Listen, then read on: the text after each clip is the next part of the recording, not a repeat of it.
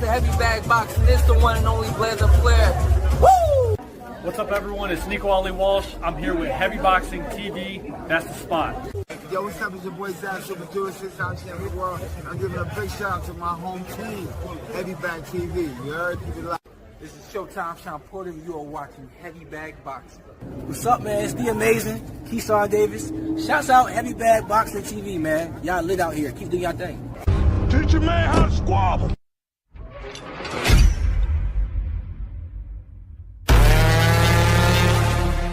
Welcome your goofy ass back for more nasty work.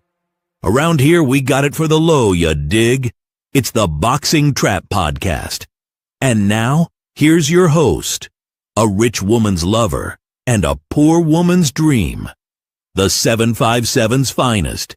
Give it up for Big Tio and the leader of the casual congregation, Las Vegas Rob.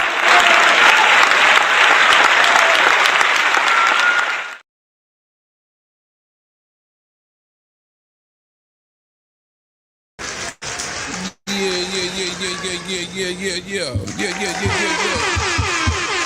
What up? Oh, God, feel good to be back. What up, YouTube? Big T.O. Heavy Bag TV. Man, get your super goofy looking asses in here and hit the bag.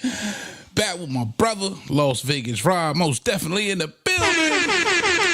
What up, Rob? Man, we is in the building and the parking lot. We gonna do this shit. You heard me? Sirski, yes, Sirski. Shout out to whoever the hell is in the chat already. My guy, my brother from another.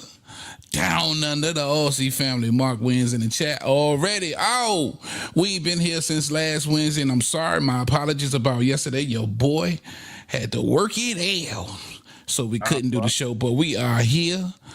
And we ready to talk some boxing. If you are looking for a boxing conversation, you done fuck around and stumbled on into the right podcast where we talking the latest and greatest in the sport of boxing. Real quick, if you could, just take 1 second, one measly motherfucking second, and hit that like button. If you haven't already, subscribe to the channel so you can jump in that comment section. I promise you, if we can get to you, we will get to you.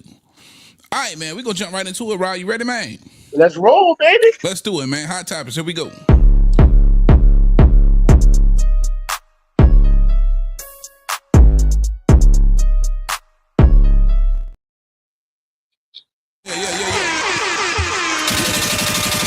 All right, man.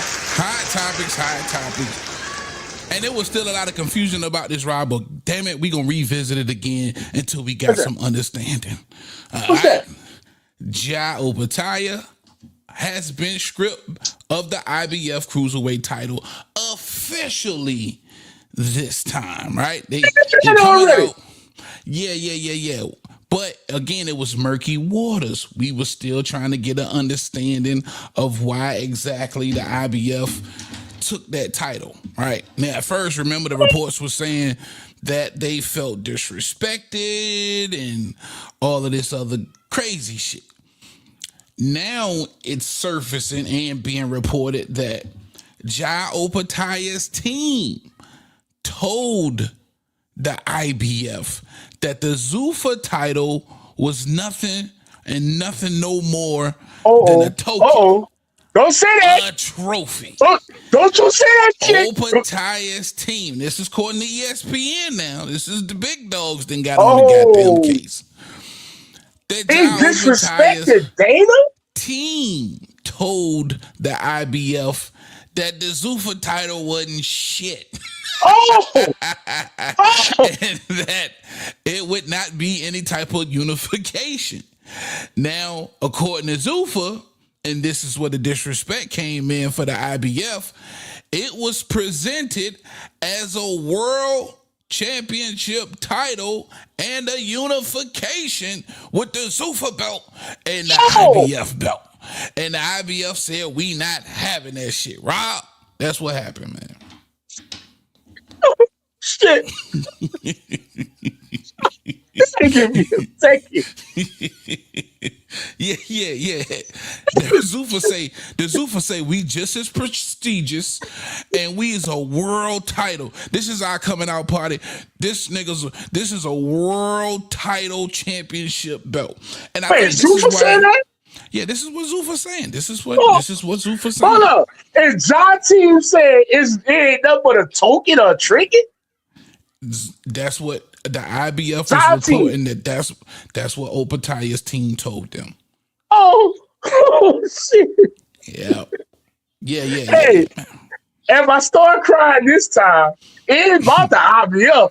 I'm just crying of with Dana about to do that ball and his team for that bullshit, for disrespecting them. Bruh, are you serious right now? Yeah, man. That's the Hey, word. man. Ron, where you been at, boy? God damn, bro. Like, damn. So, Hey, bro. Officially, this is what the IBF had to say, or the statement they issued Monday, confirming that Opetaya has been relieved of his championship following the involvement of the March bout with Brandon Glanton. Said this,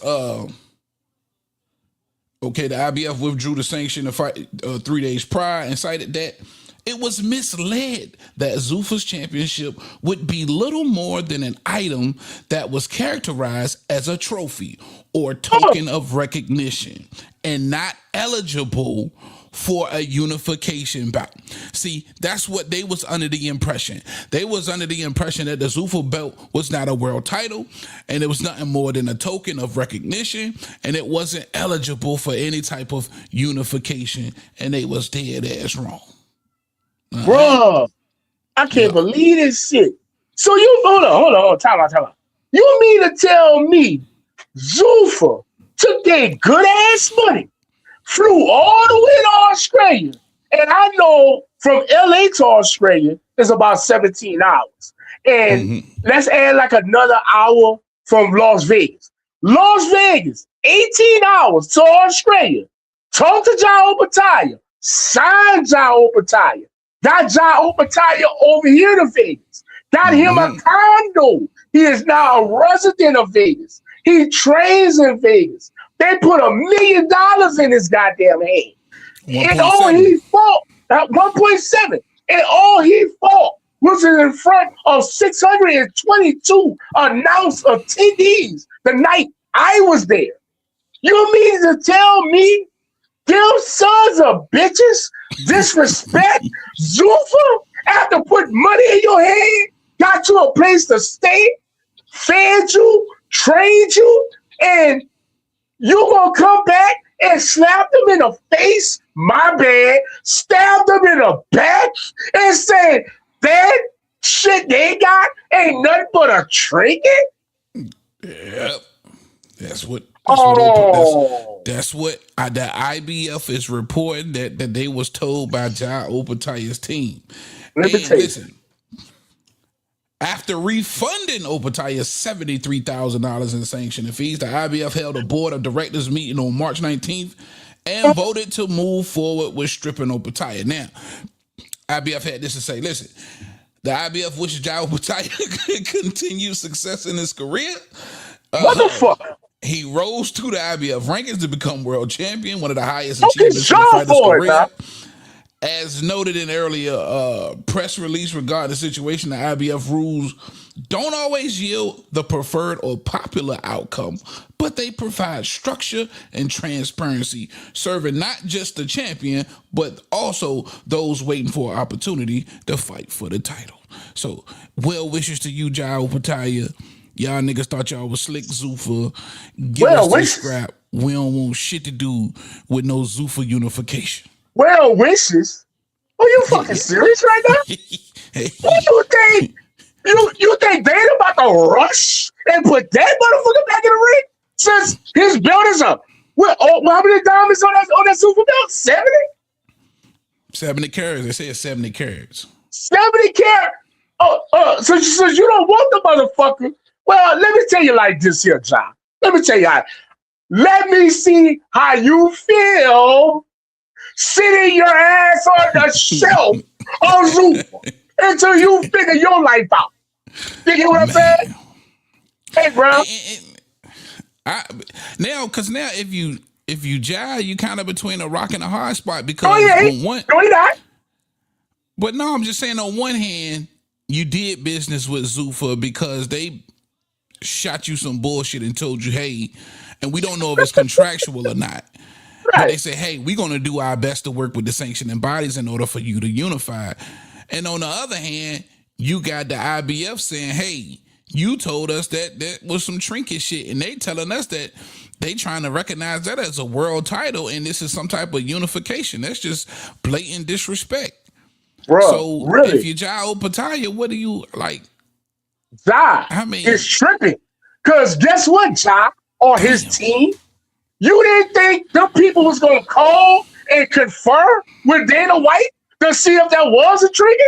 What you thought Dana White was going to say to you? Yeah. Ja, you got to make better choices, my friend. Let me tell you something, Ja. I know you're new to America. I know you are, right? This is some shit. I want you, this is your homework, Ja. If you listen, I don't know if you listen, but if you are, this is your homework. You can't be trying that dumbass shit, trying to be slicker than a snick around this motherfucker, Ja. Because guess what's going to happen to you? I want to introduce you to a very popular American female artist. Her name is Beyonce. She has a song to the left. Everything you got, I packed to the left. Let me tell you something, John. You keep fucking up, you're going to hit that highway, John. It ain't going to be the flyway, John. I promise. Nasty work, man. Yeah, I think Kalani got a new song called I Think Your Clothes Are Folded, some type of shit like that. You know what I'm saying? You heard that song? Guess what? That's what's going to be playing on Dana's voicemail every time you call him, John. You cannot be doing that, my brother. You cannot. Yeah. Hey. And I think that does that make ripples in the relationship between Dana and Jai now moving forward? You're damn right. And if you jive and your whole dream was to become undisputed, not only have you taken a step backwards, you're trapped. You know what I'm saying? Because now you under contractual agreement with Zuffa. So, amen. And who's not going to follow suit with the IBF? The IBF might be a lot of different things, but you know, they stand on business, and I think people gonna follow suit. I think the other sanctioning bodies follow suit. Yeah, bro, that is a bad situation. But guess what? At the end of the day, that man had to do like Michael Jackson and play the man in the mirror. You did that, my brother. You did that, and you didn't make shit worse at your new job by talking about the boss and his motherfucking award that he had. His no doubt.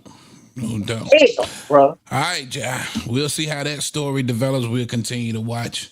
All right, man. We rolling. We rolling. What we got next here? Oh, your boy Bam stepping up to that bantamweight plate, taking on Antonio Vargas, the WBA bantamweight world champion, 23-0, of course. 16 knockouts, Bam, Jesse Bam Rodriguez, the little kid Dynamite at those lower weight classes, stepping up yet again, moving to 118 to bantamweight to see the likes of Antonio Vargas. And look, we all keep saying it. He's inching up, but you want to see that, and maybe correct me if I'm wrong, I say you want to see him dare to be great, make that leap, right? Like a Terrence Bud Crawford, and say the hell with it. I'm going to see another pound for pound fighter.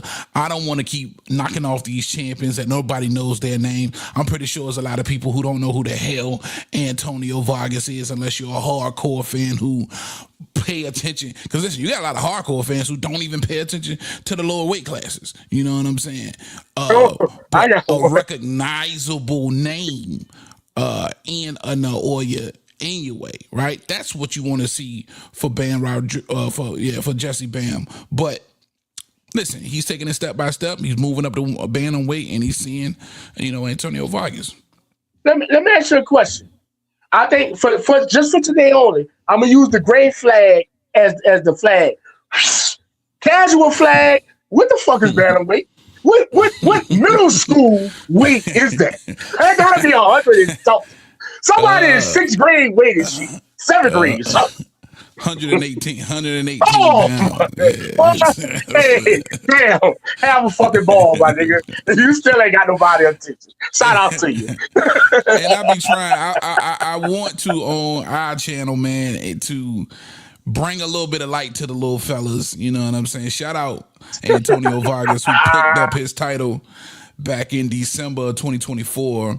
And he's been a WBA champion since December 2024. He just recently defended it last year, and now he's getting the Bam Rodriguez fight, man. And Bam again moving up, inching his way closer to that 122. He moving up to 118 pounds. God damn. God damn. Yeah, man. Look, the little fellas be getting busy, man. The little fellas be, but again, we want to see, eventually, in my opinion, that Naoya Inoue fight. If I'm Inoue, I ain't fighting at them boys too hard at 126. And I would, if I'm gonna go ahead and make one more big splash in the sport of boxing, I would want to fight somebody who sits atop the pound for pound list like myself. What are you doing that in May? You're doing that in May with this Nakatani. No, man, Nakatani ain't on nobody's pound for pound list. They got some people, like for that 122, say that boy like top number 10. 2. I don't know about all that. List? On whose list? I thought Ring Magazine had the boy number 2 and 122. No, let me. I'm talking about the 122 weight class. I ain't talking about pound for pound. I ain't say that. Well, yeah. He's a top. He's a top 22 guy for sure. Matter of fact, they the top 22 guys, I believe it is. Yeah. But I'm talking about pound for pound. Oh boy, you ain't about to get no pound for pound with no 118, 120 pound dude. Yeah. No. Bam Rodriguez is top 10 pound for pound, and Naoya Inoue top 10 pound for pound. So anytime you can match two niggas on the pound for pound list together, you want to do that. But watch this. Bam pound for 115, right? Yeah. So they talking about 7 pound weight class. Like, damn. I get it. Yeah. But I get it. I get what you're saying, though. Yeah, and that's the problem because it ain't number 7 pounds. It's 7 pounds after this fight with Antonio Vargas that separates him and Naoya Inoue. 7 fucking pounds. Well, shit, bro. 7 pounds a lot to them little dudes. But in the sport of boxing, 7 pounds can be a whole lot. But definitely looking forward to this one, man. We're going to check this one out for sure. This is coming up for Bam next, hunting down that bantamweight WBA title. And listen, if he's able to go up there and snag this from Antonio Vargas, who is a really decent fighter in his own right, a champion now, 19, only 1 loss, 11 KOs. It should be exciting. We're going to see what how Bam handles that. DJ in the chat, what up, my brother? He said, it's never enough for you, is it, Heavy?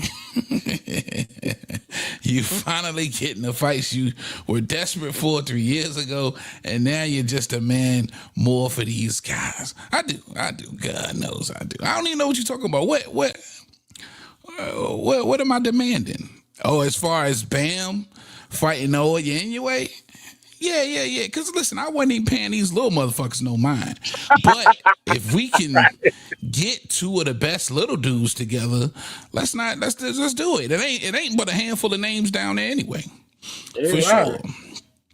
All right, man, let's move it on. We rolling. The train is rolling. What else we got? Hot topics. Oh, according to your boy Brian McIntyre, he said this. Listen, I can't see Rolly getting past Devin.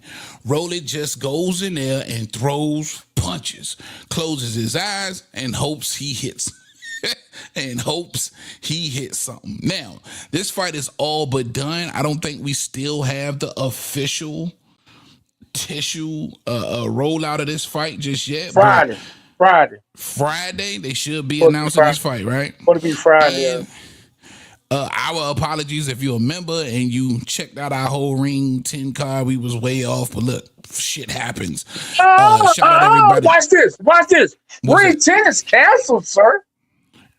Well, yeah, but none of them fights we said was gonna happen. It's happening. You can't say that. Can't say that. Well, I mean, we still got time. Nothing is official, but no, we don't have time. Ring 10 canceled. Yeah, Ring 10 is canceled, and Riyadh season for April is canceled. Yeah, okay. Watch this. Ring 8 is canceled. Okay, PBC has taken over for Cinco de Mayo. That's not a Ring 8 card. No more. Well, explain to us what's going on, because I've been at work. Tell me what's going on. Brother, with the and now we got to get political, and this afternoon's political news.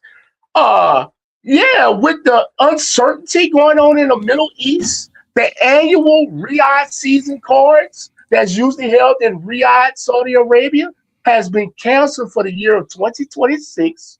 Also, Ring and Riyadh sponsored cards for the next 120 to 180 days has also been pulled, meaning the May 2nd David Benavidez card will no longer be on the Zone pay-per-view. It will only be seen on Amazon Prime pay-per-view, brought to you by the premier boxing champions. Thank you very much.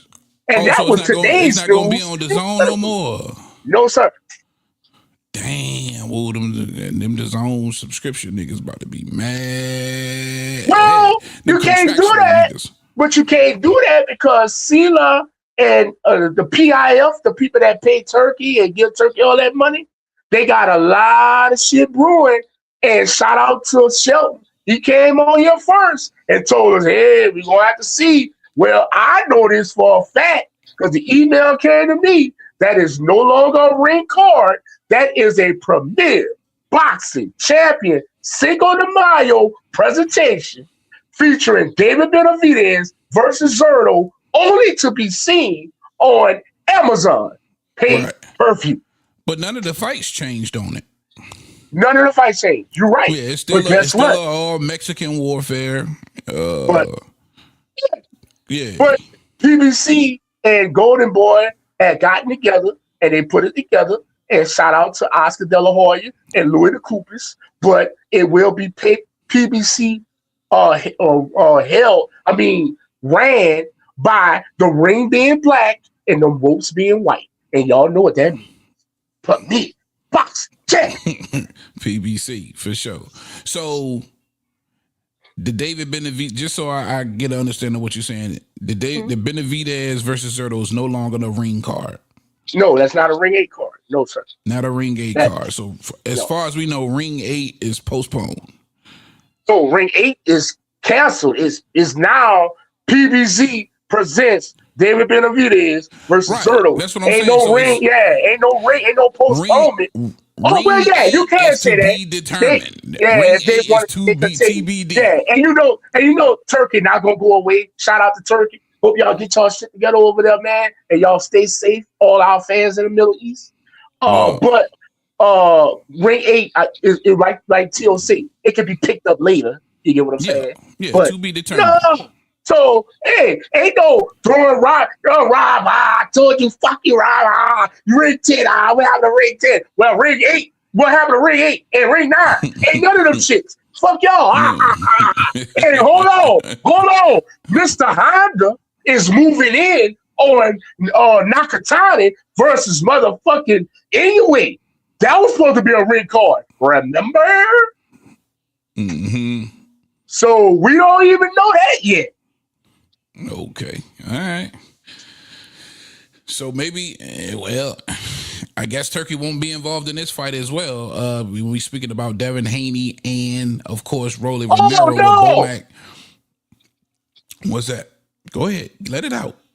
Rodney, the press conference going to let y'all know exactly what the fuck going on. And just to let y'all know, I will be live from the MGM Grand tomorrow. I'm going to be in the place, and while T.O. is live, I'm going to click on, and I'm going to have PBC breaking news about Friday's press conference, Devin Haney versus Rolly Romero, presented to you by PBC, and that will not even come from Rob.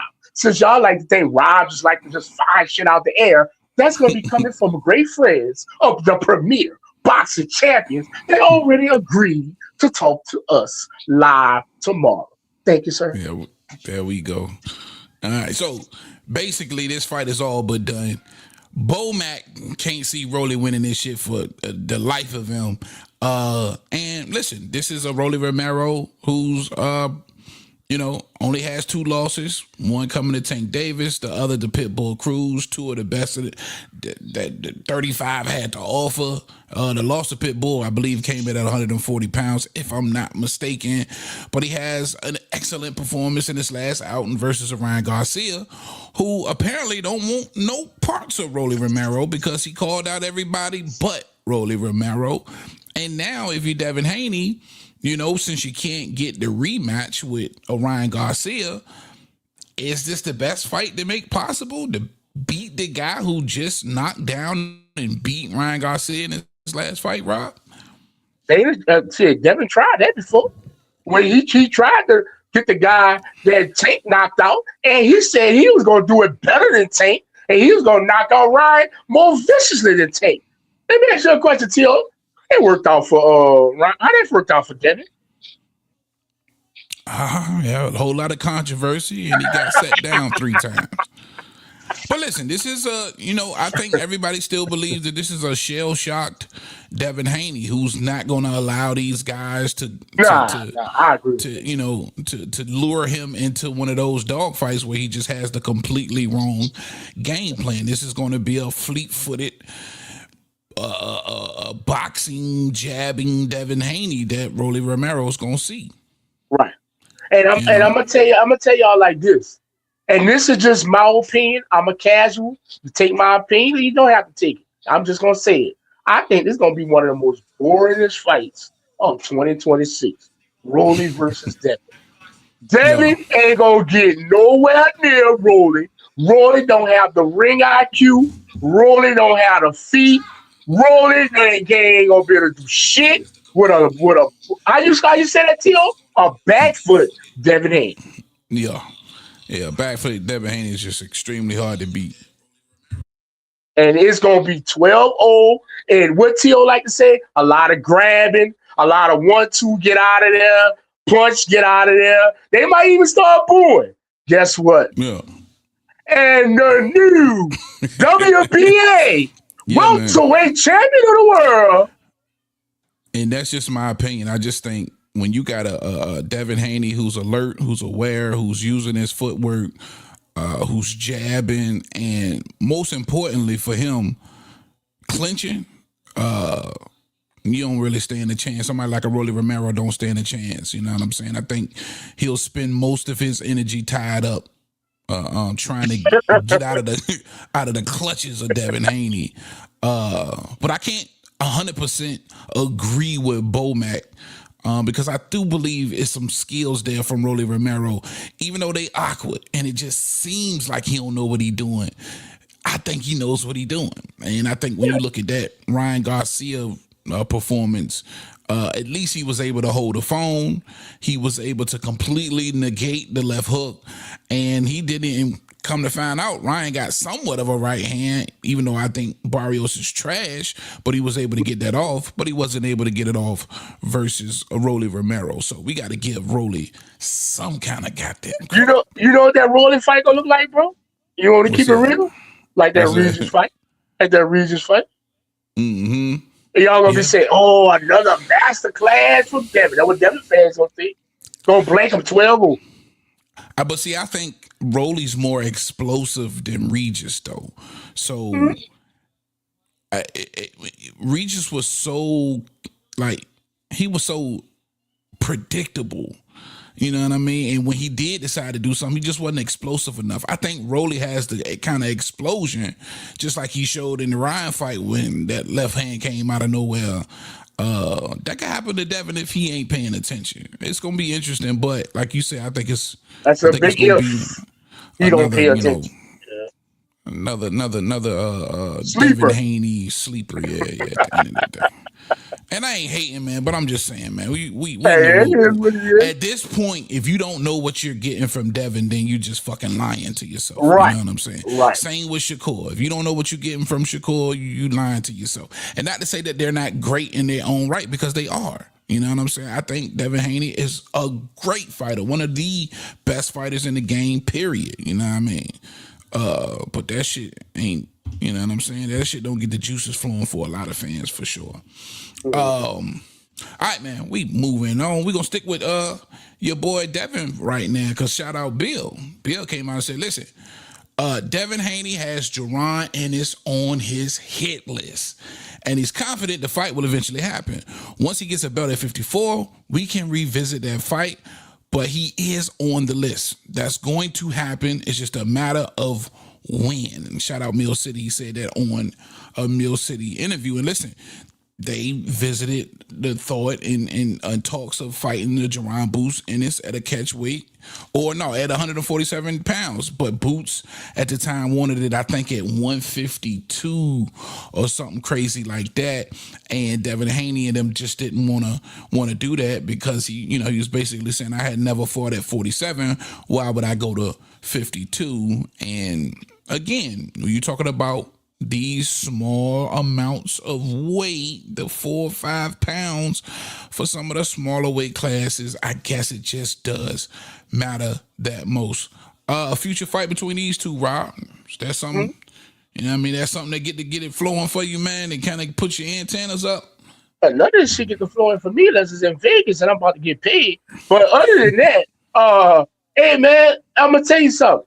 If and all the reports are saying Jerron Boots Ennis versus Xander Zayas, Saturday, June 6th. I want to say that's Puerto Rican Day weekend in New York City, MSG.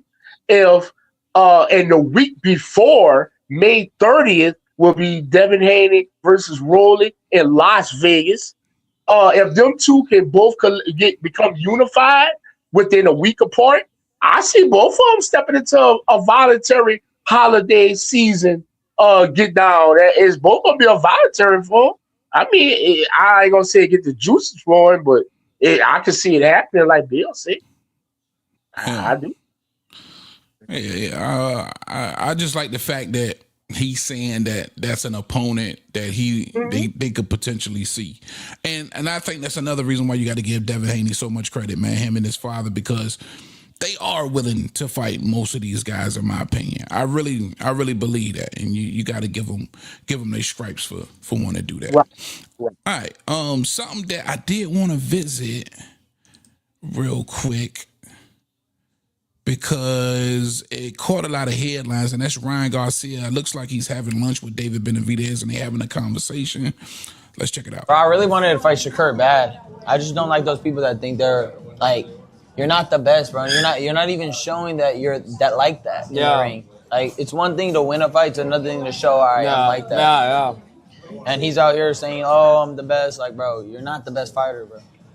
There's a lot of guys that are monsters, bro. You're not a monster. But I feel like if you're like a puppy. If he thinks he's the best and he's already willing to go up to 144, just go up 3 more pounds. You know what I mean? It's the same shit. You're not gonna struggle. Fuck. Exactly. You eat. All right. And you see David Benavidez, the remark that he made, and it's how I feel a lot of the times, but at the same time, I never fought professionally, and I don't know just how much that weight, that difference is going to make. You know what I'm saying? I think about a street fight, and nigga, I don't give, a lot of the times, You don't give a damn how much a nigga weigh. It depends on how much he disrespect you. But professionally, you gotta respect it because you don't know at the end of the day. A lot of people feel like that Ryan performance or the Devin performance he had against Ryan was because Ryan was an overweight Ryan, right? It's a ton of excuses out there. But Ryan basically saying, listen, Shakur, you ain't like that. And Benavidez basically saying, listen, if he believes he's the best, why not just say the hell with it and go 3 pounds north to 147 pounds? Rob, does Benavidez make a strong point there? If you believe you're the best fighter in the world, is 3 pounds going to hold you back from proving it? Well, I mean, that's all subjective, bro. We don't know how a person going to feel. You know, the man already going, he really 135 to keep it real. Yeah. So, I don't know. David may not be thinking that he's going to return back to 35. He's just going off what he just saw at 40. You get what I'm saying? Yeah. So, I mean, that's subjective, right? I personally feel like it would be right for me to comment and be like, yeah, you're right. Go up to 3 pounds, 4 pounds. Nah, I wouldn't say that, but it's subjective. It's all to how the boxing feel. Like I said, at the end of the day, man, they got to get out there and perform at that weight they agreed to. You know what I'm saying? Yeah. I don't know, though, man, because when we looked at the size comparison with him and Teofimo Lopez at 140, it just looked like Shakur was right there with him. There was no significant size difference, and I think that's why so many people is just pushing for him to defend Lineal in the WBO at 140, right? Because I couldn't tell a difference at all in that fight. Shakur looked just as big as Teo did, in my opinion. And then when you see him versus compared to some of the other fighters behind the scenes or behind, backstage, he just kind of looks just as big as these guys. Even Keyshawn Davis, who's a little bit bigger than Shakur, but when they're right there together, he just doesn't look that much smaller, if at all, than a Keyshawn Davis. So, listen, I kind of agree with David Benavidez to an extent, again, because we don't know. We haven't been there. Maybe there's a huge difference. But I also believe it's a reason Keyshawn Davis is cool with having one fight at 40 and potentially fighting at 47 the next. Because, 7 pounds is 7 pounds. 3 pounds is 3 pounds. If skills truly pay the bills and you're willing to fight Conor Ben at 154 pounds. What a weight class. Or with a weight class, but I mean 154 is 154. No, 47. Conor Ben at 47 with a weight class. Yeah, but I'm saying he publicly called out Conor Ben at 154 pounds. Oh, he said 47. You can double check me on that. He said 47. I can show if it was the Max Kellerman shit. I understand. I'm telling you, he said 47. Initially, he came back and said 47. But initially, he said he could beat Conor Ben. He would go up to 54 for Conor Ben. That's what he said. He was trolling, dog. He trolled. Okay. Well, I'm just saying, again, fans gonna hang on to your every word. So as a fighter and a public figure, you got to be careful what you let come out your mouth, because that's what we gonna have on record. Nigga, you said you'd go to 54. And if you would be willing to go to 54, there's no way you're not going to be willing to go to 47 for Ryan Garcia's. That's what I'm saying. So I get what David Benavidez is saying. Now, he did have a rebuttal to David Benavidez calls David Benavidez's comment out and says, listen, I'll fight Ryan at 47 when you move up to heavyweight and fight Usyk, which it's kind of ironic that he'll be fighting at cruiserweight, 200 pounds, and that's just a pound north of cruiserweight, basically, to fight Usyk, which is something I think David Benavidez would eventually do if he wanted to. Not saying that he wouldn't, but I didn't think that was a strong comeback for Shakur Stevenson, because you had the smaller weights, and again, we talking about 3 pounds, my brother. At the end of the day. Did you have thoughts on what Benavidez said? And I mean, what Benavidez said about what about 'Cause I answered Shakur, it. saying, listen, if he thinks he the best, if he believes he the best. Oh no, you asked me that question already. I answered it. Oh. I was saying it's subjective. I said you really get it depends on how the boxer feel. A boxer gonna give you that call. You get what I'm saying? But as far as me, I wouldn't. I'm not gonna comment on it. I guess I'm taking Shakur's side. If Shakur don't feel comfortable going up there, that's where he want to lay the foundation of what a fight needs to be. It is what it is. But neither here or there. Not Turkey ain't giving y'all no money to fight, so there ain't shit happening. And Ryan started off the video you played like I want to fight Shakur bad. Yeah, that shit was about to be done. But hey man, shout out to Turkey and the PIF and Sailor and everybody else. You know what I'm saying? No doubt. DJ in the chat, he said, no, Heavy. Check the chat. I already got you on record that 7 pounds don't mean shit. Did I say don't mean shit? I don't know if I said don't mean shit. I'm saying, and we got to give it context, DJ, because we're talking about somebody who said that they were willing to go up to 154 pounds. But that was a year ago when that man said that, bro. You holding on to a year ago? I don't care what when he said it. He said it. And when it comes to the lower weight classes, I might say it don't mean a damn thing because you just don't have a ton of names down there. And you want to see the names mix it up. When you're talking about flyweight and all that goddamn minimum weight and goddamn ant weight and goddamn paperclip weight, if it's a couple of names down there, let them two little motherfuckers fight each other. You know man, Shakur ain't got nobody at 40 or 35. He can make $10 million fight. Nobody. Yeah. Nobody. Yeah. And that's his minimum. That's his minimum right now. 10 million. He ain't getting in the ring unless it's 10 million. He a damn lie because you take Turkey out the equation, you gonna have to take what them niggas give you, or you ain't fighting. You ain't fighting. Nigga, we on some real shit, and we gonna talk about it a little bit in the main event, which we gonna be approaching in a minute. Shit about to go back to normal. Yeah. Well, like I say, they expecting this shit everybody to cooler heads prevail. They had their little meetings and NATO meetings and country superpower meetings, and hopefully all these missiles and bombs and all this shit stop. And you know what I'm saying? The gas go back down. You get what I'm saying? All that shit. But hey, until then, you gonna have to sit on your fucking hands until Turkey can figure it out. Shit about to go back to normal, nigga. Them $5 million paydays about to sound real good to some of these stars in a minute. Right. Real shit, bro. Right. Real shit. All right, last hot topic I want to talk about real quickly.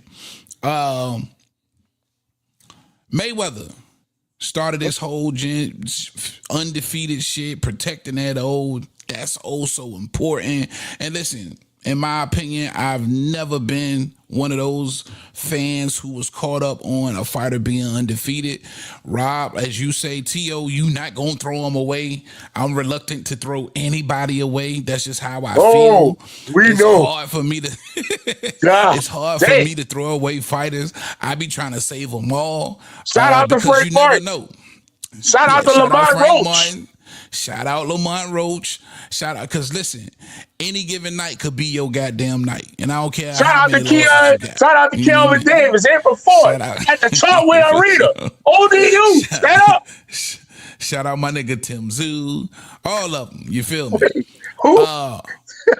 See, I ain't gonna get started. You trolling now. Shout out Earl Spence. Shout out No, I'm not. Look, any night you could fuck around and be on top of the world, man. It could be your night. It could just be your night. Shout out Floyd Schofield. Oh shit, he's still undefeated, man. But no, that brings me to the question, RC, and I definitely interested in what you got to say. When you think about all of the undefeated fighters, and this is a picture with a list of them, all of the undefeated fighters, who do you believe loses that O? Who do you believe, and it don't even have to be on this picture, but an undefeated fighter that you could think of, who do you believe is just the inevitable that O must go? And for the chat as well, if you guys shout out somebody on Kick over the Over the Hill. Shout out is that Over the Hill? Appreciate you being here, brother. But yeah, for the chat too, man. If Bruce Gas Boxing, what up, man? Salute. It's been a minute, brother. If you can think of somebody who's undefeated, but you feel that inevitably that O must go, who would it be? Who's getting beat, in your opinion? That's an interesting question. Yes, sir. Damn. Let me go with the obvious choice, man. 135 pounds, bro. Let's go with Kid Schofield. Kid Austin. Floyd Schofield. Floyd Schofield? Yeah. And it's gonna go in 2026. 2026. He gonna make Oscar work. Oscar have to work him back. Hold on, Oscar, because I want to make it a two-part question. So who do you think loses the O? And who do you think has the best chance to go on and do what Floyd did and become 49-0, 50-0? Yeah. Well, I ain't gonna lie. The best chance, but he gonna have an asterisk on that motherfucker, and I don't even believe I'm saying this. It may be Devin Haney, depending on how Bill moves him. Because Bill moves him nasty. Yeah. I'm not lying. Because what Devin, what, 35, 36 right now? What, fights? Yeah. Nah, like 32, 33. 32, 33? Yeah. And Devin's still young. Devin's still like 26, 27. It's either be Shakur or Devin. Shakur or Devin? Yeah. I can dig it, man. I can dig it. And the reason why I'm saying Devin is the way Bill moving. Like, Devin can get knocked out, and if he gonna get sued, somebody gonna get sued for the shout out to Rolling. And he gets sued for knocking Devin out. You may get that motherfucker back. You know what I'm saying? I don't know. I don't know, dog. I don't know. Well, shout out to Bill, man, and the Haynes. Go. I'm gonna go. Man, undefeated right now. I gotta go Xander Zayas. I think he loses. I think he eventually loses his O. I think a couple of these niggas. Try not to pick an obvious, because that's what I did. I was gonna say Xander, but I'm trying not to pick an obvious. Oh, okay. Like Xander gonna be like, if you're a sports book person and you're bought them eyes on Xander, gonna be fucking bad against Boots. I'm gonna say Richardson Hitchens.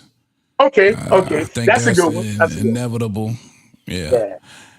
And as far as maybe having that legacy run of just being undefeated and potentially even getting close to Floyd, oh man, it's hard not to mention Shakur and Devin, man. Yeah, the potential. And the only thing I messed that up is they fight each other, and I don't think that ever happened. Maybe it does. Devin getting too big. Yeah, Shakur's defense is just crazy, man. And with Devin, if he keep the mentality that he got now, which I just think he does, he has a hell of a ability to hold you and negate that offense and pop the jab. You know what I'm saying? That's just gonna be hard to beat. It's gonna be hard to beat a nigga loving on you for 12 rounds, but punching you in your shit at the same time. Great question, man. Definitely want to know y'all's thoughts on that one, man. All right, man. We moving on. Let's go and get to the main event, baby. Let's get ready to rumble!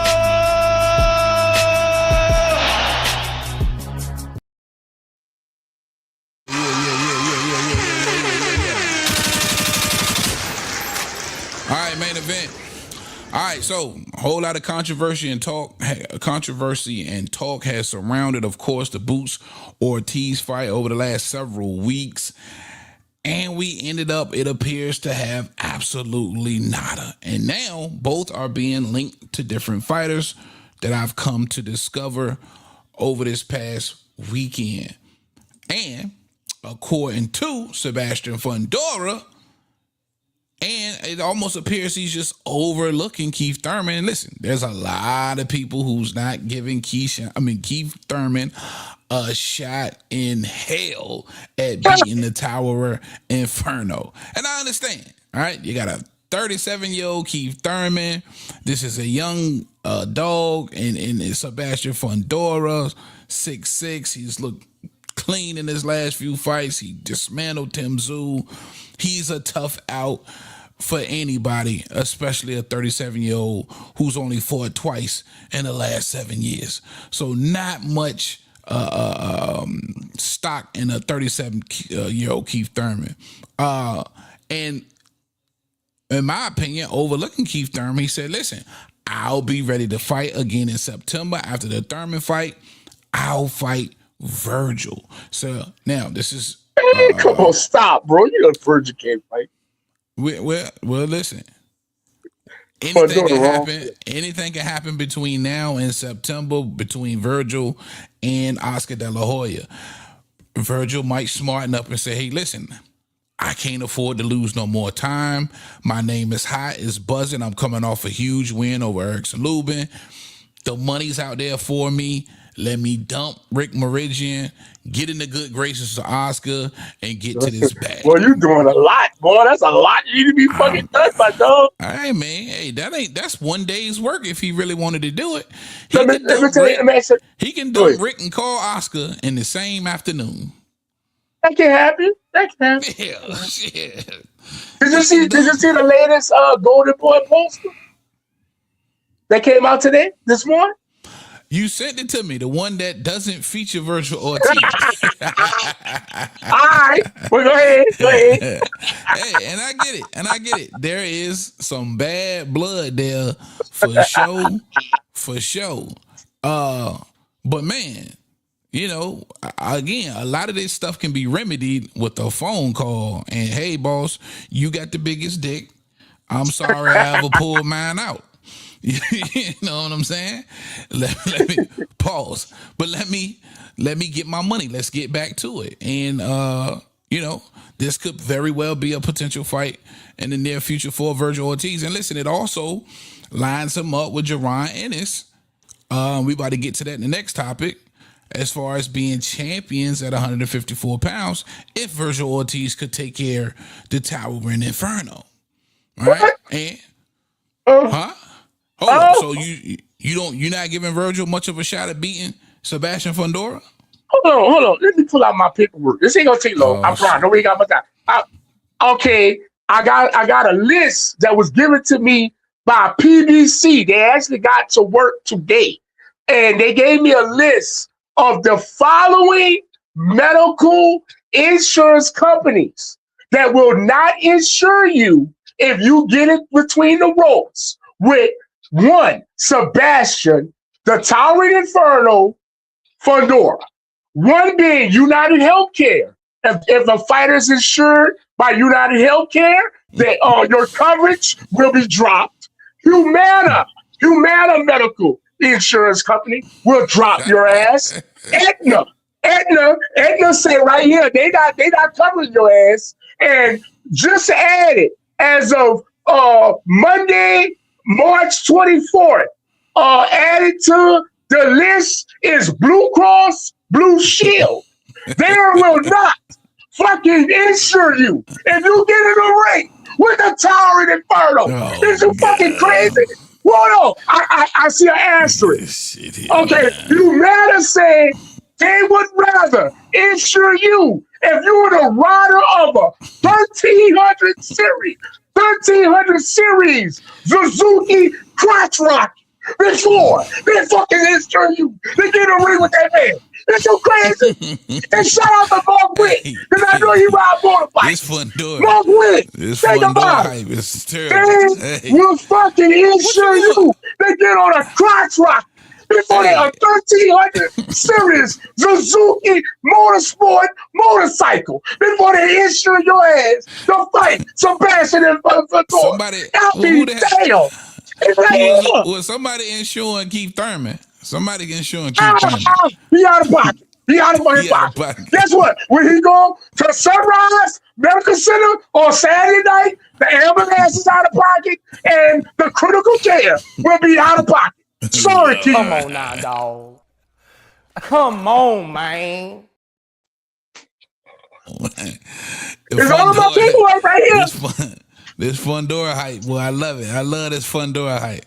Hey, so, let me tell you, the last person they insured, they had to pay 80% of a goddamn facial fracture for fucking Allison Lubin. That's what Humana Insurance said they had to pay. They said they ain't doing that shit no more. Fuck that. You know what I'm saying? No, they ain't happening. Don't worry about it. Don't worry about it. But no, in all seriousness, you ain't giving Virgil Ortiz a shot in hell versus Tower and Inferno? I'm not giving Virgil Ortiz a shot that Oscar De La Hoya gonna pick up the goddamn phone. Well, you want to get Ortiz a title. Hold on. I don't want to do that. I don't want to give Virgil shit. Because Virgil tried to kick that man when he was down. When he thought he had a network. Oh, now you hear I just signed a multi-year extension. You want to come back and holler at a nigga, huh? Nah, I'm cool. Click. Oscar De La Hoya made it very clear he don't blame Virgil for anything. He said he will no longer do business with Rick Meridian. Yeah, well, guess Virgil what? is a grown man. Fuck both of y'all. Right? Nah, fuck that. No. I'm just saying, listen, because again, it's not like it can't happen. It happened with Ryan Garcia. It was bad blood. Ryan said he was done, and look at Ryan now. He's still Golden Boy. There is a path to them getting back on the same page. I understand that, but guess what Ryan never did? Ryan never sat down with a promoter from a whole nother goddamn company and orchestrated a goddamn contract, and I signed the shit saying, look what I got, Oscar. All you gotta do is sign right here. It's already done. Now I didn't do that. Let me tell you something, Virgil. You from Texas, so I'm gonna use a Texas analogy. That was a song, maybe like 10, 11, 12 years ago. It's by Mike Jones. He said, back then you didn't want me. Now I'm hot. You all on me. Yo, no, don't come your ass over here. I'm with the soul now. Fuck you. You know what I'm saying? Hell no. Shout out to Mike Jones. So according to you, ain't no forgiveness in Oscar. He moving on, and Virgil on the shelf. Don't look for Virgil no time soon. He tried to fuck over him, saying he had no network. Bro. Again, things. You know how fast shit changes. Them niggas could be right back in good graces next week. We don't know that. They could be in good graces in 2027 too. Yeah, in 2027. I need a cool off. I need a cool down. Shout out to all my resident therapists and sociologists that say every person needs a cool off period. You know what I'm saying? Hey, he's on his cool off period. That's all the fuck it is. Put it in your documentary, man. When I do my documentary, oh yeah, Virgil doing a documentary. You got that right. You'll be getting paid off that before the next time you get paid in a motherfucking boxing ring. Fuck that. Damn. For everybody else, man, they put it in the chat, man. Do you believe Virgil stands a chance versus a Sebastian Fundora if they are to iron out these issues and once again work with each other? Because listen, Oscar it ain't like he's over there with a bunch of big ass names. Virgil Ortiz is a budding superstar, and it's in Oscar's best interest to get that boy fighting and rolling and get that superstardom. You know what I'm saying? Keep that train rolling. Keep that train rolling. What's that? Virgil been big Fundora mandatory ever since he washed Lubin in the first round. He never said shit about Fundora. Ever. He still to this day teaching shit about Fundora. We talking about this because Fundora brought his name up.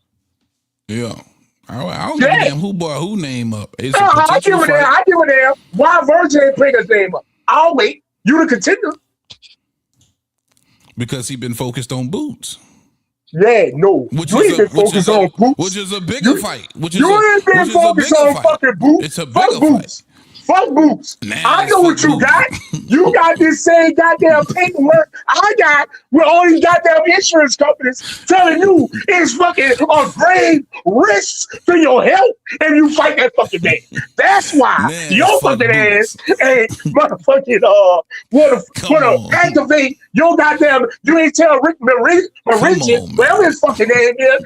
Get on that email and email Fundora. Your ass ain't do that. You know why, Rick Mauritius? You got that same paperwork with Blue Cross Blue Shield jumped on this goddamn list. Boots. It's fuck Boots, man. No, Boots his ass didn't go. He didn't Come on now, dog. Come on, man. He didn't want to activate his mandatory. He didn't want to activate his mandatory. Is what I'm saying. And you know why? I know why. The whole chat know why.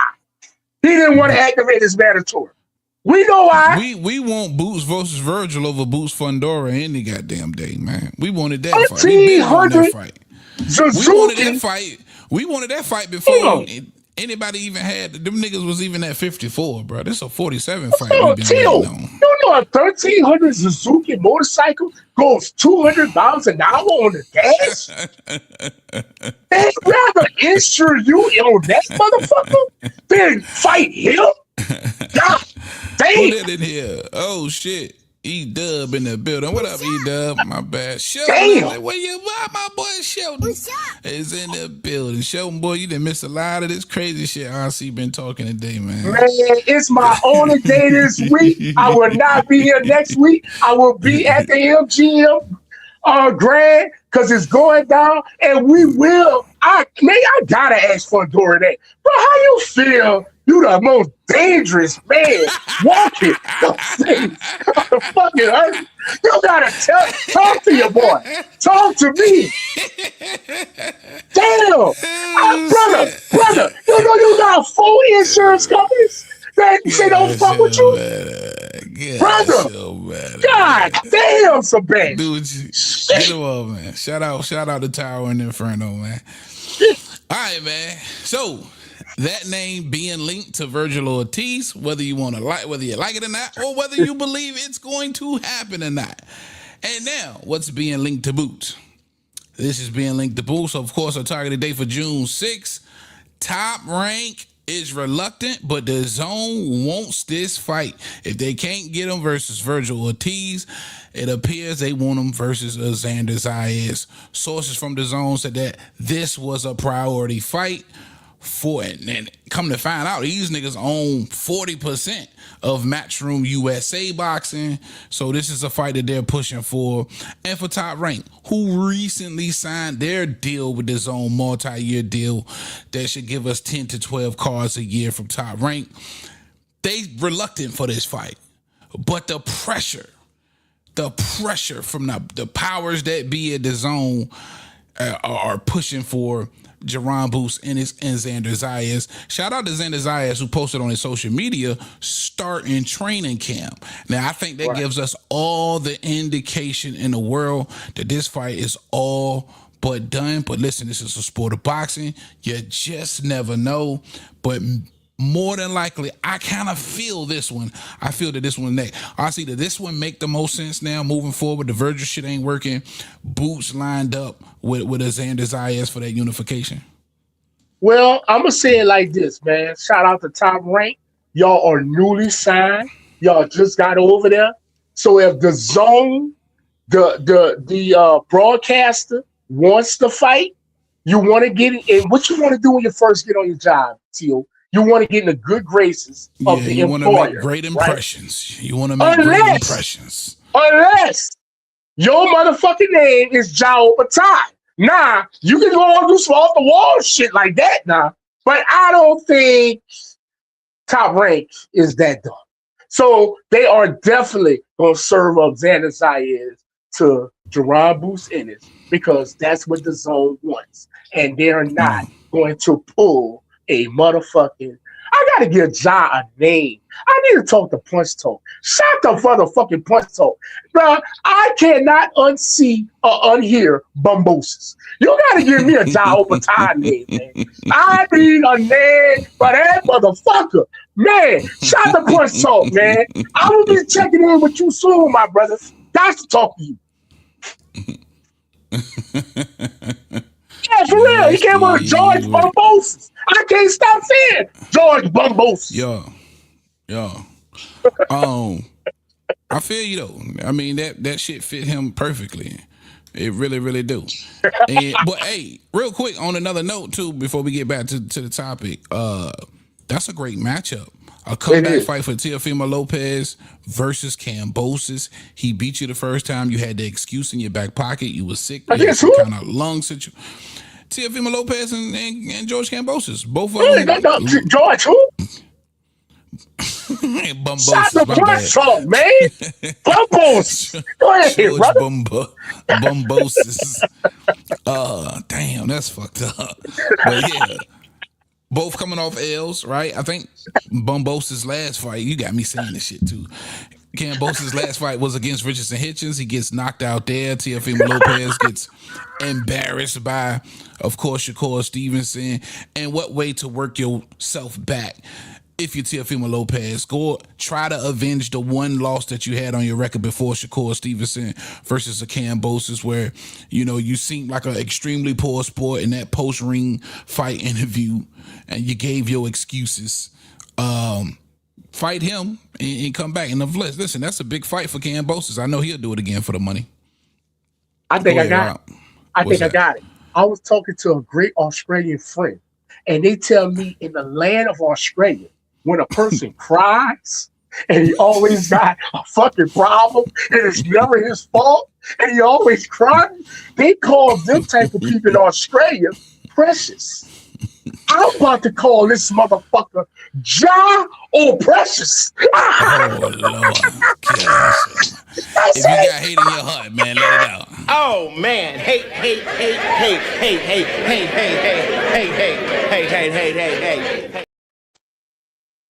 Let that hate. I gotta talk to Punch Talk. Punch may give me a better name, but preliminarily, we're gonna go with Ja or Precious. Well, go ahead. Oh, Precious. So this makes all the sense in the world for me, man. And listen, this is going to be an extremely and again, I think we went over this before, where you want to give Xander the credibility because he's a unified champion at 154 pounds. And like I always say, listen, you become a world champion for a reason. Obviously, you had the goods somewhere to get that far. So I don't want to discredit a win for Boost if this fight actually happens and he does beat Xander Zayas. But a lot of people, and because I know the sport of boxing, is not going to give him a ton of credit because, listen, Xander hasn't been a name. He won a vacant world title. He didn't beat anybody for that first one. And then he beat a no-name world champion in a boss in this last fight to become unified. A lot of people going to say, hey, man, that's the easiest road to unification that they ever heard of. And then here comes Jerron Boost, and it's just in time for the right pickings to take it from the 23-year-old Puerto Rican. So it's always a ton of holes you can poke in anybody's story, but I still think this is a great fight for Boots, and for nothing else, if he is to beat him, he becomes a unified title holder, of course, at 154 pounds, for sure. So I like this fight, man. Hopefully they get this one done. All right, man. The last topic of the main event, real quick in the chat, my guy DJ, he said there will be repercussions in private, gentlemen. No doubt. I can hear you now. What my man E-Dub say, this fight will be good and great date near the Puerto Rican parade, for sure. PR. E-Dub, you Puerto Rican, man? I think E-Dub might be Puerto Rican, for sure. Right? Shout more to chat. He said, RC better hope Fundora don't get slept. That's all I'm saying. All I can say is Brian Mendoza, a C-class fighter. If he can knock him out, any of these other niggas can knock him out. Let me tell you something, brother. Our pro clock is right. twice a day. For sure. All right, man. Final topic before we get to you, the viewers. Real quick, I want to thank everybody who's in here joining us for sure. If you at least can smash the like button, I truly appreciate that. Hit the subscribe button if you haven't already. Get in the comment section, holla at us, man. And then we got that segment to where you can join us if you would, if you got something on your chest. All right, now listen, RC, somebody we haven't been talking about nearly enough because I know there's a ton of Mexican Canelo fans out there that I would love to bring into the fray for sure. But Canelo Alvarez, is he far from finished? Right? Now, last time we seen him, he said he had somewhat of a little tweak injury. I want to say was it a bicep? Some shit. I don't know. But we see him lose to Terrence Bud Crawford in a definitive win, in my opinion. And now it's that question. Like, listen, he's the old dog now. We remember Canelo bursting on the scene, whooping ass, taking names, getting pushed into the Floyd Mayweather fight that catapulted him, even though he lost. And he has reigned over the sport of boxing for years now. Has held the titles at 68. It seems like forever. Now those belts have been dispersed. You have the emergence of some young up-and-coming hungry fighters like a Hamza Shiraz and Billy, and now a Lester Martinez. And you have some options out there for Canelo Alvarez. Let me ask you, RC, can Canelo reign again? With Christian and Billy being the WBC champ, and now and Resendiz the WBA champ, and I think the WBO and the IBF are still vacant. But that's the question. Can Canelo, does he have it at 35 years old to sit atop the division again? I mean, Canelo will do what he want, man. Canelo earned that. I mean, you know when Canelo got my respect, and I worked this fight. Canelo fought Bivol in the T-Mobile Arena. There was like 21,000 people there, bro. It was a real raucous crowd, real live crowd. And Bivol beat the piss out that man. I ain't lying. He beat his ass. And as we were walking out that arena, I was going to my car. I was going home, bro. Long day, long night. And you know, Canelo fans were looking at me saying, where you going? Where you going to drink? Where to go to drink? Where to go where? I'm like, what you talking about, man? You're not upset? You're not upset the man lost? He what? I said he lost. He didn't lose, man. You crazy. I say, what? To this day, Canelo fans don't think he lost to Bivol. They think the fight never happened. So, as long as you got fans like that, brother, Canelo ain't going nowhere until you say so. Yeah, but listen, having great fans is one thing, and climbing in between them ropes and defeating the likes of some of these young niggas is something different. Can he climb between them ropes and reign over this second wave of 68 fighters? Yeah, because 68 ain't all that, bro. I'm gonna keep it real. Billy, he's slow. He punch hard, but man, Billy ain't all that. Lester Martinez, yeah.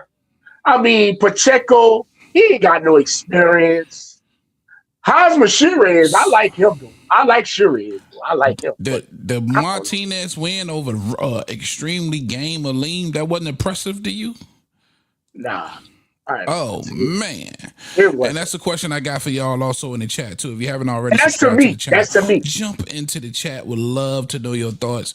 Shout out my guy E-Dub in the chat. He say he got a couple more great fights and then he will retire. Shout out Shelton Moore in the chat. He said Shiraz is fighting for a vacant WBO. Yeah, man. Listen, I think Shiraz. He trouble for Canelo. Yeah. I think Shiraz is a nightmare matchup for Canelo, and I think Lester Martinez has a really, really good shot because these are guys with good work rates, and I think that's what you need versus Canelo as well. But when you think about it, and I wanted to highlight this one too, man, because if nothing else, this could very well be next for Canelo Alvarez, Lester Martinez, and Canelo I think he got ability. That's what everybody's saying. That's all the reports say. Yeah, and Billy is the WBC champ, if I'm not mistaken. That could very well be next. And listen, when you think about the short list of opponents that's next for Canelo, you could either do the Bivol rematch and try and catch him coming back off the recovery injury, but hopefully he'll be trying to stay sharp for Benavidez. I think that'll be more competitive. You got Billy, you got Shiraz, you got Lester Martinez. Who else you got? Man, he need to fight Benavidez, man. Fuck all that. Make Benavidez come down. Make Benavidez come down. That shit over with. I just don't. That shit gotta happen. I don't think Benavidez ever goes back to 68. Oh, boy, for that fight he would. You think so? Gee, that motherfucker. This dude about to fight at cruiserweight, bro. But man, I'm telling you, he's that determined to get that opportunity, bro. He want to show everybody all what he has done was to defeat that man and get his hand raised against that man. He just had something to say bad about Crawford. Yeah. He said, all I could do when I saw that was be like, that was supposed to be me.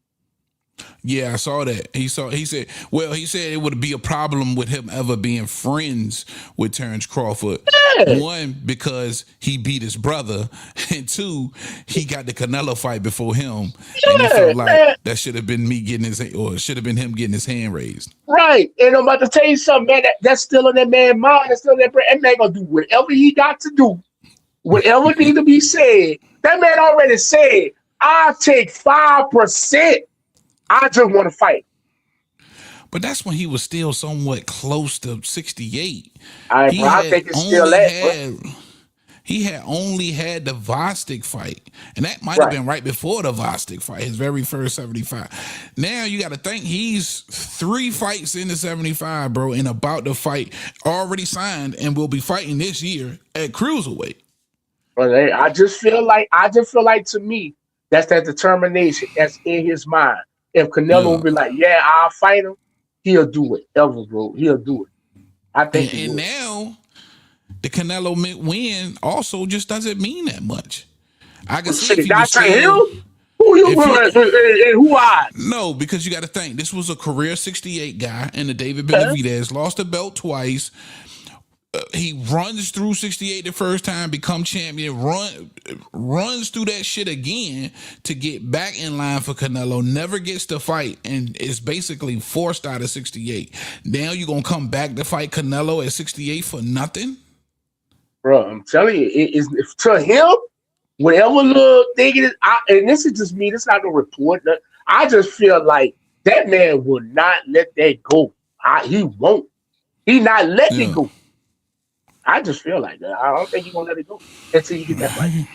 I can dig it. All right. What we got in the chat? My man Sheldon in the chat, he said Alvarez versus Billy in September. That could very well be. Or you might see Martinez. He might go after that low-hanging fruit. Because you got to think, Canelo's going to be out for an entire year. Does he come back right into a title shot? Or does he try and get some kind of tune up before he actually goes for a title? Him Billy is a tune up. Fuck. Damn. Fuck him Billy. Like him Billy is a fucking gangster.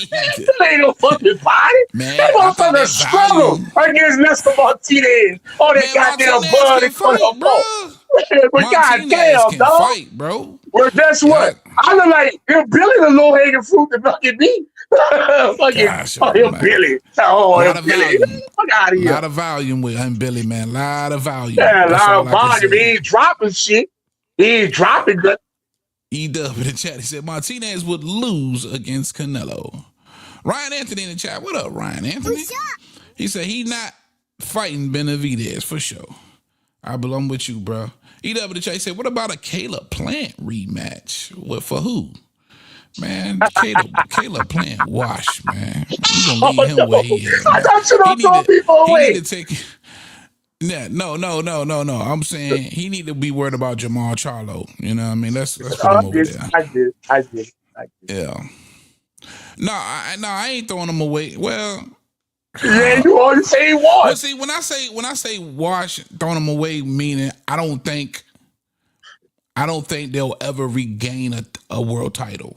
I can't see Caleb Plant beating none of the titleists at 168 right now. So yeah. That's when I'm certified throwing you away. When I can't see you regaining any kind of title. You know what I mean? I feel. Shout in the chat. He said Benavidez is never coming back to 68. See, tell him, man. Shout out Chauncey Billings in the chat. What's up, man? What's up? Canelo versus Deontay Wilder. My man in the chat just talking gibberish. That you want. Shout out to my casual congregation, man. Let them rock, man. Let them roll. My nigga said Canelo. Deontay just dropped a video. He's tearing the heavy bag up. Shout out to Deontay. Crazy. You bullshit. Wait, don't be on that Dr. Comitry. Yeah. Don't you be on that Dr. Comitry. Put it in your documentary, man. When I do my documentary, and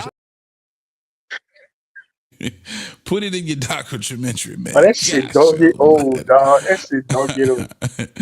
God knows it don't. All right, man, it's that time of the show. If you got the balls to holler at us, let's do it. Word on the streets, man.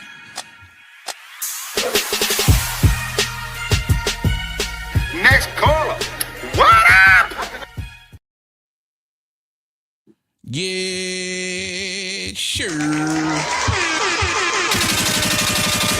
right, man. If you got a little time and it's on your mind enough and you would like to holler at your boys, if you got a question or you just can't hold it in any longer, here's the link. Shout out everybody watching on Kick. Shout out everybody watching on Facebook. Shout out everybody watching on Twitter. Appreciate that love. If you can, come on over to YouTube, hit that subscribe button, and smash the like button. At least that one goddamn thing you can do is hit the like button. Something just came on my phone. Uh-oh. Something just came on my phone. Yeah. Breaking news?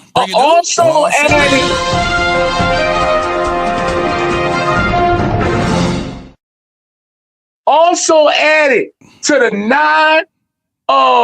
non-coverage of fighting Sebastian Fundora, your local state Medicaid and federal Medicare. If you hold fucking Medicaid, don't fight Fundora. We back now.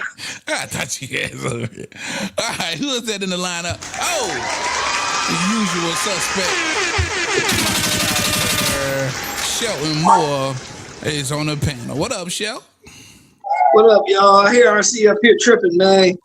All that wild, you know it. casual shit he talking. Gotta love it. You gotta love it. Hey, man, did y'all hear? Hey, RC, I know you heard about it. I know you laughed all the way to your car, too, when you heard about it. Yeah. Berlanga is in talks to get a $10 million deal from motherfucking Zuffa. Some guys have all the luck. I can see that. I can see that. Some guys have all the luck, man. A $10 million deal with $10 million for 4 fights. 4 fights, $10 million, man. Oh, well, let me tell you something. Hold on. Let me get this straight. Berlanga, it's rumors that Berlanga is talking to Zuffa for a 4-fight, $10 million deal. Yes, sir. So that's 2.2. That's 2.2 million a fight. Yep. Oh, goddamn. 2.5 million a fight. 2.2. He said 4 fights for 10 million. Oh, 2.2 fights, 10 million. 2.2 a fight. Okay, gotcha. But here's the problem. Here's the problem for Berlanga, y'all. You know they know 68 at Zuffa.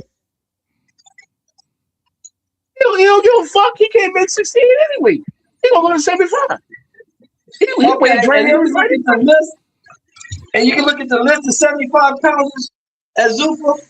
I don't think Berlanga beat none of them dudes. None of them. At 68, you don't think Berlanga beats nobody at 68? There is no 68. Zuffa don't have 68. Zuffa don't have 68. They go from middleweight to light heavyweight. Light heavy, yeah. So you got to go to light heavy. Oh, for real? Right. For real. Okay. So do they? Is they shit They don't have still no like 140. the old shit? They don't have no 140. They don't have no 154. They don't have none of that. They don't have welterweight either, huh? No 130. They don't have none of that. No, they got welterweight. They got 47, Oh, they don't but have they 54. don't have 40. They don't have 40 and no, they have 54. They don't have 130. They don't have 140. They don't have 154. They don't have 168. Oh man, hold on. If this is true, that Berlinger getting $10 million guaranteed for 4 fights, getting 2.2 a fight, man, heavy. Y'all need to go check on Ja over Precious, because he probably somewhere about to slit his fucking wrist some fucking well. So, oh god damn! Them Australian niggas gonna find your ass. You ain't never got to worry about that fight happening. You ain't never got to worry about that fight happening, RC. They couldn't melt Berlanga down and pour him on Opatai. Are you sure He about don't want that? nothing to do with that dude. Are you sure He don't about want nothing to do with that dude. He don't want nothing to do with that dude. I You ain't got saying knocked down 4 times. You got knocked down 3 times by Demond Nicholson. Berlanga, you a bum. You trash. I agree with you. But I don't think Berlinga gonna go that high anyway. Berlinga not gonna go that high anyway. So I just feel like, goddamn, they breaking a bag on these other people. Damn, bro. Hey man, if you get that deal, that's a if you great was deal. listening, Tio, I told RC last week. If you was listening to Turkey's interview when he was on the Boxing Voice, he told y'all, I do not care about the money because it's not my money. Right. That only gonna hold up but so long because it's somebody's money and somebody gonna eventually start paying attention. Somebody gonna but he don't care. He's doing what he's told to do. He's not the prince. He works for the prince. He's doing what he's being told to do. Dana say we signing everybody, and it's been also talks about Berlanga versus your boy Conor Benford. What's his name? The junior, the Nepo baby. Chris Eubank. Chris Eubank Jr. Yeah, so that could very well be in the works too. Because listen, if you ain't, that fight could potentially do numbers, and you only gonna be paying. Is Eubank healthy though? Is he healed up? $2.5 million. He ain't even got to be all the way healthy for Berlanga. He just roll that bullshit out. That's bullshit. Nobody care about that fight. Shout out Berlanga, man. If he gets that deal, that's a great deal for somebody. If he gets that deal, hey, shout out to him. I said what I said. I said, RC, some guys have all the luck. Yeah, man. Well, luck like a mother. when you say luck, is it Mario Barrios luck or Rolly Romero's luck? All 3 of them dudes got the same kind of luck. They got dumb luck. All 3 of them dudes got dumb luck. They just getting paid for nothing. All 3 of them. Shout out Ryan one in the chat. He says Berlanga versus Hot Rod. I like that. Hot Rod. That's a good fight. That's a good fight. I think Berlanga can stop. I think Berlanga can stop. Hot Rod was getting his ass. I think the entire fight. He was getting his ass whipped the entire fight and come back and knocks out Alexander Vasek with that uppercut, that right hand, knocked him out. So that's a good one. But I think Vasek, even though at 38 years old, I think Vasek beats Berlanga. I don't think Berlanga can beat Vasek. Damn. Gosh, oh man. I think Berlanga could. I think he can beat. Damn, Vasek. Man, I think Berlanga could beat both of them niggas, man. It's you gonna get a focus. I don't think so. Berlanga, man. I saw him get knocked down and beat around the ring by Demond Nicholson, bro. That dude is not very good. Hey, Demond Nicholson gave Boo Boo a run for his money too. Yeah. Yeah, he gave. He didn't drop Boo Boo. He dropped this dude twice. Well, I don't know though, man, because they didn't call that shit a knockdown, but it looked like he dropped Boo Boo ass in that fight. You remember? He looked like I saw that. Look, I watched it from all Shelton. I remember that fight. I thought he dropped Boo Boo ass, but they ain't call it a knockdown. They didn't call it a knockdown. Yeah, that's good news. That's crazy right there, man. Crazy work, ain't it? He dub. He dub Hey, in the look, chat. He and said, I breaking heard my news, man. RC versus Wilder. I heard my Wait, man. RC versus Wilder. They want you to fight Wilder. No doubt. No, I no doubt. heard my man RC talking about. Was you talking about you giving Keith a chance, RC? Wait, what? You wouldn't give Oh, no, Keith a chance. Let me tell you something. Let me tell y'all something. You know what's so crazy? In a few seconds, I'm about to ask for y'all picks for the fight this weekend because I'm not going to be on here tomorrow. I'm going to be at MGM Grand with Keith and with Fundora. All right. But I'm going to be asking y'all picks. And I'm saying it to say this. And this is, and I want everybody to pay attention. This is due to what I do on a regular basis every day and my close proximity to fighters and what I do in real life. I can't even bet in real life, y'all. I can't even play the sports book. So I cannot, in good credence and good well-minded, go online and give a pick.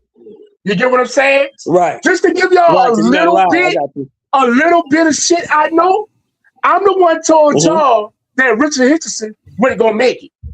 So if I did that shit for real, nigga, I would break the fucking internet. So I can't do it. I can never make no internet. Right. I can't make no picks. Right. So I'm gonna start with Shelton, then I go with Heavy. Shelton, who you got this Saturday night? Tyler Inferno versus Keith. 1-time third. Look here, man. Check it out. All I got to say is this. That dude fought 4 times in 7 years. That dude done fought 4 times in 7 years. Ain't none of them out. Ain't none of them out. In the four fights in 7 years. That boy gonna whoop on Keith something vicious, man. He gonna beat the shit out of Keith. All right, Heavy. It's your time, baby. I know we're doing it a day early, but I ain't gonna be here tomorrow. Listen. Who you got?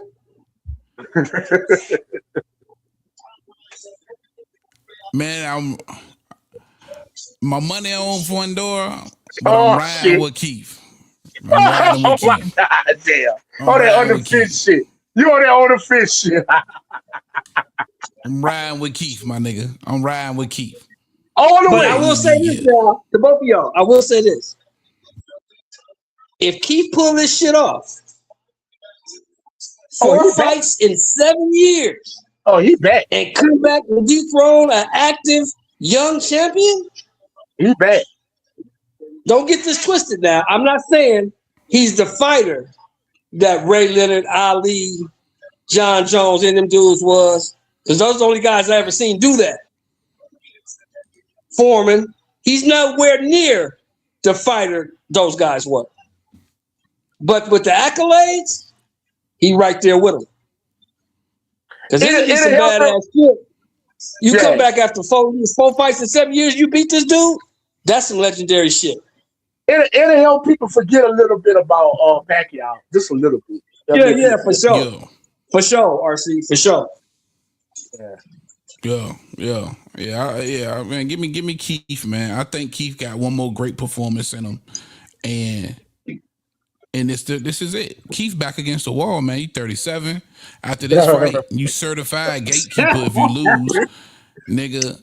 This is it. And after this, nigga, you don't know. You might as well kiss another title shot. Goodbye. But keep going on the mic after this. Hold on. You said Keith back against the wall? Hell yeah. This is it. You mean his back against the stretcher?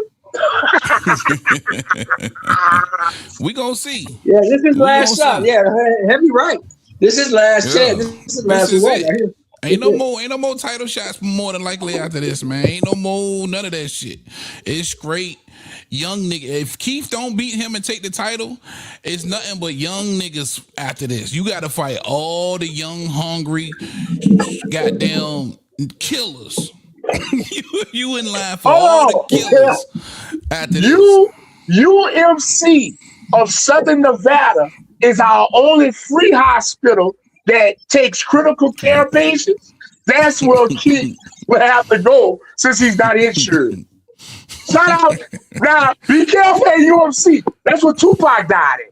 But don't worry about it. Don't worry about it. You can go over there, Keith, and you should be fine. Yeah. UFC. See what I'm saying? You hear this shit? Hey, Heavy, let me ask you this, Heavy. You think Keith lose this fight, but he put up a good show? You think Keith will go ahead and hop on the mic after this? I would.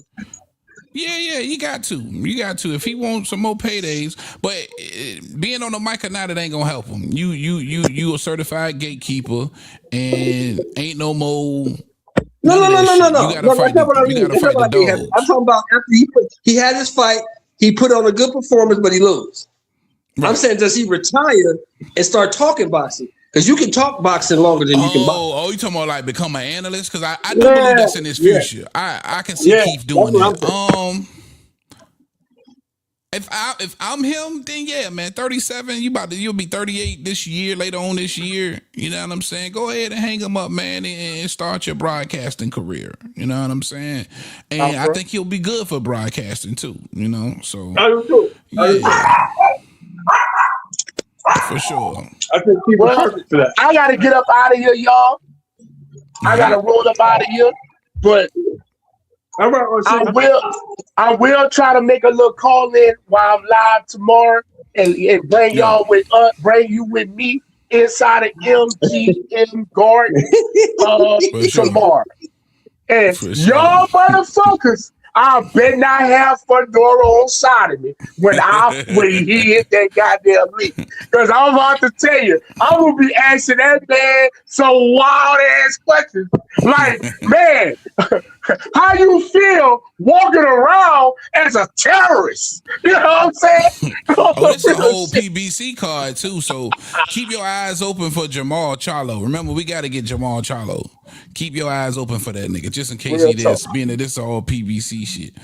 All right, RC, man. I appreciate you, my brother, and I'm going to give it to you a little bit later. Yes, sir. Shout out to Sheldon. Everybody in the chat. Brother. Oh, yes, sir. Shout out to you, Sheldon. Shout out to everybody in the chat. And we'll be seeing y'all Monday. We're going to be recapping this fight that's going down March 28th, Amazon Prime pay-per-view. Keith Thurman versus Sebastian Fedora for the 154 Super welterweight WBC championship of the world. Until then, bro, we're gonna see y'all Monday, bro. At least I'll see y'all. All right, brother. Peace. All right, my brother. See you later, my brother. Man. So let me ask you this, Heavy. What happened to that Charlo fight? What happened to that Charlo fight? Did he pull out, or did they pull him out? Yeah, so the reports was Charlo pulled out, but it didn't give any details of why he pulled out. And I like I said, I always got my conspiracy theories, and I just feel like there's probably way more money on the table to try and work something out with him and Caleb Plant. You know, they got the history. Caleb Plant slapped the shit out of him, and but this is a title shot. But it's more like, do you make the bigger bag versus Resendiz on the undercard, or maybe you potentially headline your own card, get the bigger bag versus a Caleb Plant. And Caleb Plant versus Charlo, I don't give a damn if it is a belt on the line. It's a bigger fight than Resendiz versus Charlo. I'm sorry. Absolutely. And you know PBC, man, those old dogs, they don't mind making them headliners. You know what I'm saying? Just like right now, they about to put Keith Thurman. He's the headliner, and I don't see why they wouldn't make Jamal Charlo and Caleb Plant a headliner. So yeah, that's their own fight. Yeah, they could make money off of that fight. They just gave Carlos Adames a headliner against Ammo Williams. Yep, they did. And that was just on the zone though, right? That was just on the zone. Yeah. Real quick, E-Dub in the chat, he said, Heavy, who is going to be on the undercard of Manny Mayweather 2? Any info? I haven't seen no undercard for that yet. I haven't seen the official roll out of that fight neither. I don't even think they've officially announced that yet. Just like they haven't even officially announced this Rolly Romero and Devin Haney fight. So right. I don't think that fight's gonna happen. I hope it doesn't. Just yet. I truly hope it doesn't. Just like I don't think this Mike Tyson, if this Mike Tyson Mayweather exhibition was gonna happen, we would hear more about that too. That's supposed to happen in April. That's next month. Yeah, we was hearing about Jake Paul and Mike Tyson for months. Yeah. So I don't think that's happening yet neither. But I do think Manny Floyd happens, but they're saying for September. So we got a long time to put a undercard together for that one. Oh, for Manny Floyd? Yeah. I think Manny Floyd does happen. I think it does happen. I don't really care to see it, but I think it does happen. But no extra info on that. I can't wait though. It should be a good undercard. I heard he don't even got Canelo Moulton no more. That Canelo Moulton is with Manny Pacquiao Promotions now, which is he's with Manny Pacquiao Promotions. Yeah. Damn, that's because I'm thinking now that Floyd about to have all of these fights. We're gonna see Canelo. What's that? What do you see for that kid? Because he's too short to do anything in my opinion. He's just a little. He's a little thick ass black Nick Ball, man. I like him.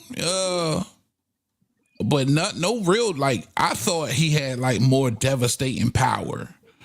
Like these stoppages that he's getting, they ain't like the class of fighters that he fighting, he's supposed to be flatlining them, and he's not. Right. So that element isn't there.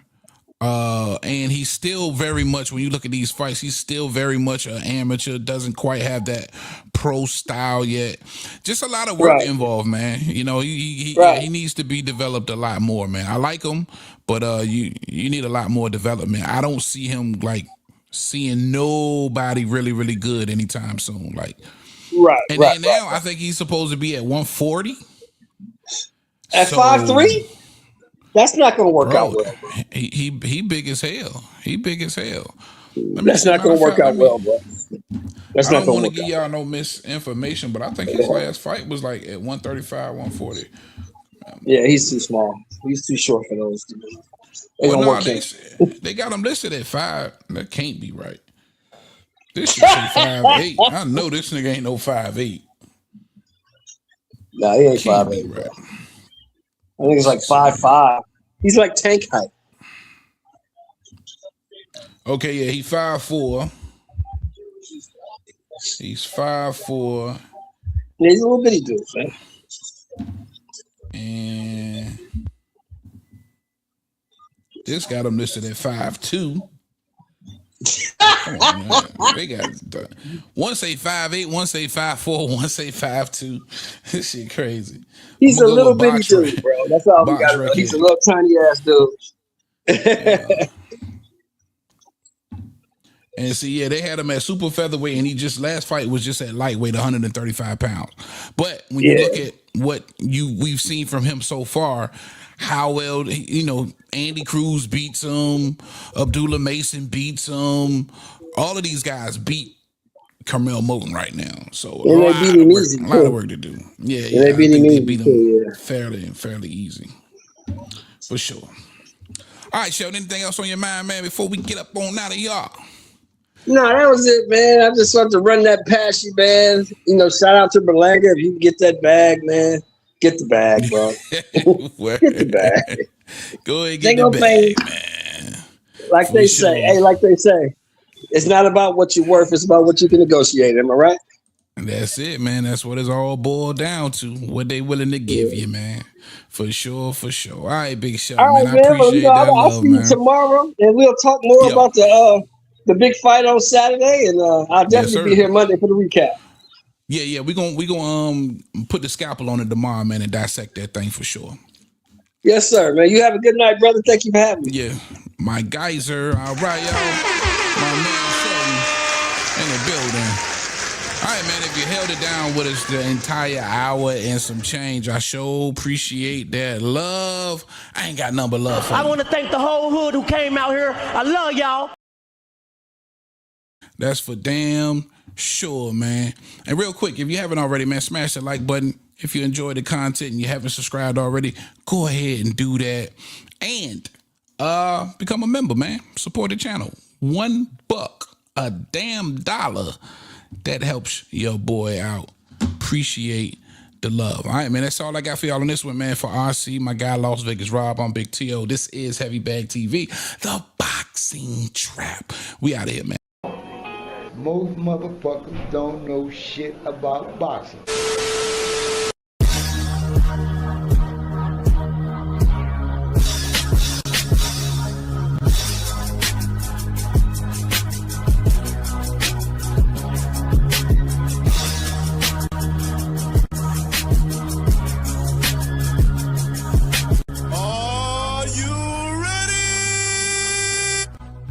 Shout out to Heavy Bag Boxing. It's the one and only Blazer Flair.